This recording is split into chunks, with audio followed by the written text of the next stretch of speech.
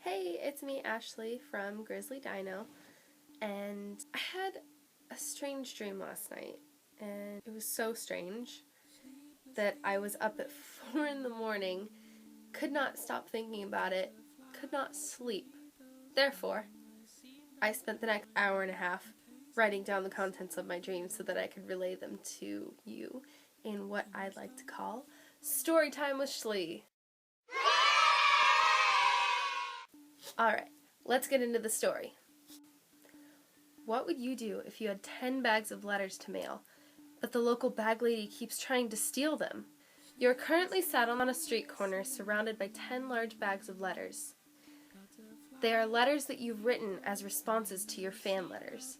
Yes, you've successfully replied to every one of your 100,000 subscribers. But the bags are just sitting around you, waiting for some unfortunate event to happen. But what's next? Hemet's finest. The local bag lady comes along with a sign ready for the street corner. She's ready to stand on that corner, holding her sign up, giving the passing cars the saddest expression of sadness and hunger they will ever see in their life. And that's all fine and dandy if she wants to spend her days panhandling and not actually working for what she's got. That's perfect for her, but which corner does she choose to stand on? She chooses the very corner that you're sitting on while you wait for your bus to come and pick you up along with your 10 bags of wonderful responses to the fans you hope to maintain. It's going to be a long night, you think to yourself. You know what needs to be done, and it's not going to be an easy task, but you know it needs to happen because you have knowledge of this particular bag lady that is going to make your night that much more difficult. This particular bag lady has a town reputation and a nickname to go along. What is that nickname that gives her her unique character, you ask? Sticky-fingered swashbucket Jane!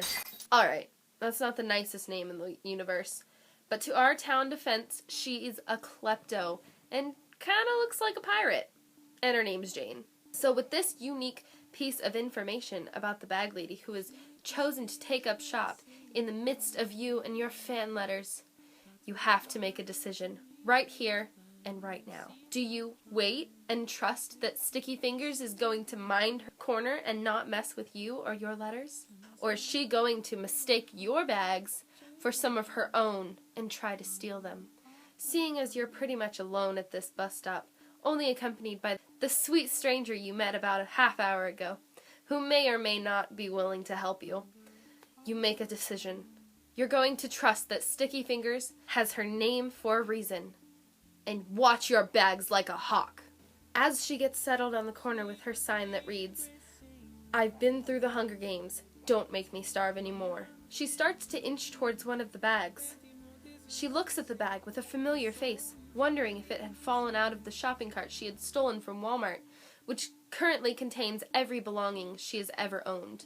You raise a stern eyebrow at Jane as if to say, "Not your bag, my bag." She only half shrugs it off and continues looking at the bag.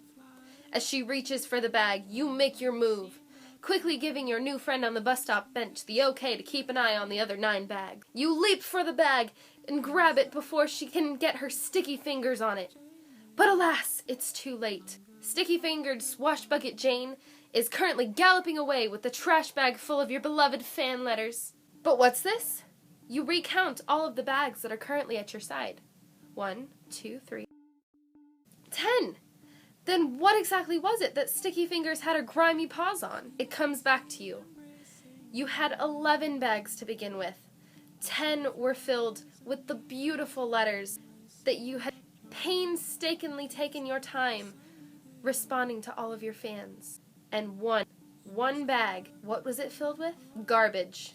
It was the garbage that you were supposed to throw out on your way out of the office. So yes, there is a very homeless woman galloping down the streets of Hemet, holding her head high because she thinks that she's stolen the jackpot of all things to steal. To her, it's a giant bag of wonders. To everyone she passes on the street, it's a giant bag of garbage. You share a sigh of relief with your new bus stop friend. But what's this? This entire time, who has your new friend really been? None other than Mr. Harry Styles. You have made friends with the lead vocalist from that band that everyone seems to have a craze for. As you sit there, having a marvelous chat with Mr. Styles, the bus arrives, and he offers to help carry the bags onto the bus. A simple reply you give him: as long as you don't become sticky-fingered Styles. This is why I don't write stories at 4:30 in the morning, especially when you have been sick for the past week. The sickness was crushing in on you, closing in like a deep, dark force that was no longer allowing you to live. I think I'm still sick. Anyways, I have been Ashlee, also known as Grizzly from GrizzlyDino. This is going to be a new segment that I am going to introduce on GrizzlyDino called Storytime with Shlee. Maybe I'll wake up at 4 a.m. more often and write you guys some stories. Anyways, see you on the next video. Bye!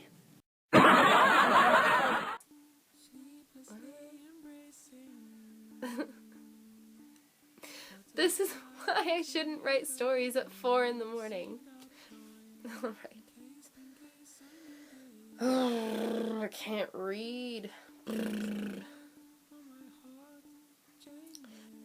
She chooses the very corner that you're sitting on while you wait for your bus to pick up. While you're waiting for... Sticky-fingered swash... What did I write? So with this unique piece of information about the bag lady who has chosen to take up the end. Woo! Woo! Woo! Woo! Woo! Yes, that's my story. I have been Ashlee, also known as Grizzly from GrizzlyDino.